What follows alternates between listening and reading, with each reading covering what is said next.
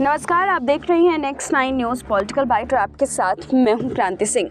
राष्ट्रवादी Congress party में सब ठीक नहीं चल रहा है। पार्टी नेता शरद पवार और भतीजे अजीत पवार के बीच तनाव की खबरें सुर्खियों में हैं। पिछले दिनों दोनों पक्षों में विवाद की सुर्खियों को शांत करने की कोशिश की थी, लेकिन ऐसा लगता है कि ये कामयाब नहीं हुई। अब घाटकोपर में होने वाली संभागीय बैठक से अजीत पवार का नाम काट दिया गया है।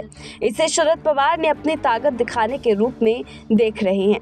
मुंबई के घाटकोपर में होने वाली इस बैठक में कार्यकर्ताओं को बीजेपी शिवसेना वाली सरकार की नीतियों के विरोध में घुट्टी पिलाई जानी है। इस बैठक में एनसीपी की मुखिया शरद पवार भी होंगे।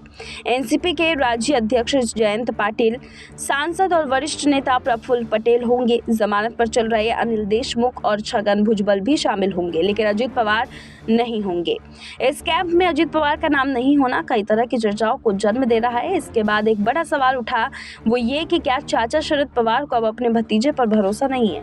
आखिर शरद पवार भतीजे को कैंप से दूर रखकर क्या संदेश दे रहे हैं। इससे पहले अजीत पवार ने जब फेसबुक और ट्विटर अकाउंट से पार्टी का झंडा हटाया था, तो ही उनके बीजेपी के साथ जाने की अटकलें लगाई जाने लगी थी। अब अजीत पवार मीडिया के सामने आकर पार्टी छोड़ने की अटकलों को अफवाह बता दिया। शरद पवार ने भी प्रतिक्रिया दी और कहा कि चर्चा सिर्फ मीडिया के मन में है, हमारे मन में कोई चर्चा नहीं है। एनसीपी के सभी विधायक पार्टी मजबूत करने पर विचार कर रहे हैं। बयान बीजेपी का भी आया। बीजेपी नेता और केंद्रीय मंत्री अनुराग ठाकुर ने कहा कि राजनीतिक गलियारों में चर्चाएं चलती रहती है, कुछ खबरों का आनंद उठाना चाहिए। इसके बाद मुंबई की एक पार्टी ने शरद पवार और छोटे पवार एक इफ्तार पार्टी में मिले तो लगा कि सब शांत हो गया, लेकिन तब तक उद्धव ठाकरे गुट की शिवसेना की एंट्री भी इसमें हो गई थी। सामना के एक लेख लिखकर संजय राउत ने कहा कि अजीत पवार और एनसीपी नेताओं को बीजेपी ईडी की जांच और जेल जाने का डर दिखा रही है। इस पर अजीत पवार भड़क गए और कहा कि ये दूसरे लोग एनसीपी के प्रवक्ता क्यों बन रहे हैं।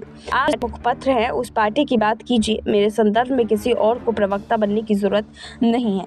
फिलहाल इस खास रिपोर्ट में बस इतना ही। देश दुनिया की तमाम बड़ी खबरों के लिए देखते रहिए नेक्स्ट 9 न्यूज़ पॉलिटिकल बाइट।